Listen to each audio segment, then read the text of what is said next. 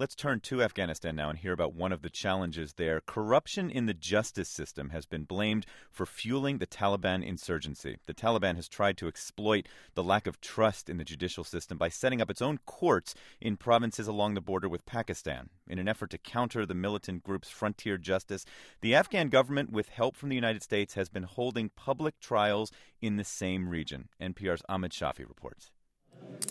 Handcuffed and wearing dark blue traditional clothes, the defendant enters the newly renovated court of Chief Judge Maulawi Mohibullah Siddiqui in the capital of Kunar province, about 5 miles from the border with Pakistan. Members of the local community are waiting to witness the public trial of Abdul Wali, who is accused of manufacturing alcohol, a crime that carries a lengthy prison sentence in Afghanistan. Court clerks set up a table and put on display 2 plastic containers allegedly filled with homebrewed alcohol. Chief Judge Siddiqui orders the handcuffs removed and asks the defendant if he understands the charges against him. The judge invites the court-appointed defense attorney to state his case. The defense attorney, wearing a long robe, takes the stand next to his client. He says the police forced his client to sign a confession. In fact, the attorney says the defendant Abdul Wali was just making a medicinal juice to treat his kidney pain. Was there any test to prove that the containers were full of alcohol, he asks the prosecutor. The prosecutor says the defendant has already confessed and there is no need for a lab test. Chief Judge Siddiqui nods his head and asks the defendant why he needs 45 liters of the liquid if it was just some medicinal juice. After conferring with 2 assistant judges for only 15 minutes, Chief Judge Siddiqui renders his verdict: guilty, 10 years in jail. Although public trials are not new in Afghanistan, the U.S. hopes they will boost Afghans' confidence in their justice system, especially in provinces where the Taliban hold sway.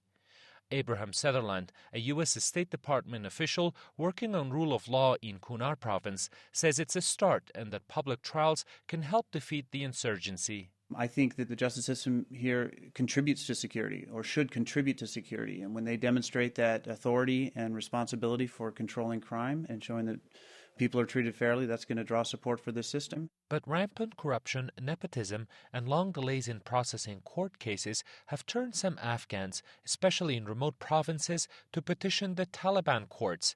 These are mobile courts set up by the militants to deliver brutal but quick justice. A farmer from Kunduz province in northern Afghanistan who did not want to be named says he had purchased a cow that turned out to be sick and he wanted his money back. To settle his case, he went to a Taliban court and he was reimbursed.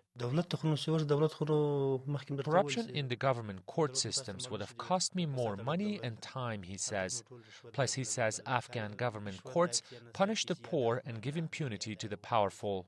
Hassan ul-Haq, a resident of Shigal district in Kunar, says to convince Afghans their courts are working, they should put a senior official on trial for corruption.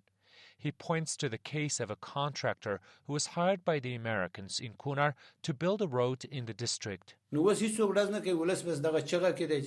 community was looking forward to seeing the road completed, he says, and the tribes of Shigal even warned the Taliban not to attack the road workers. But when the road was half finished, the contractor disappeared with the funds, he says, and that turned the tribes of Shigal against the Americans and the Afghan government. American officials in Kunar acknowledged the project was cancelled because of poor performance and corruption. Ul-Haq says the Shigal tribes will trust the Afghan justice system only when that contractor goes on trial. That man robbed the American taxpayers, says Ul-Haq, and he deprived the people of Shigal of the road they had dreamed of. Ahmed Shafi, NPR News, Kabul.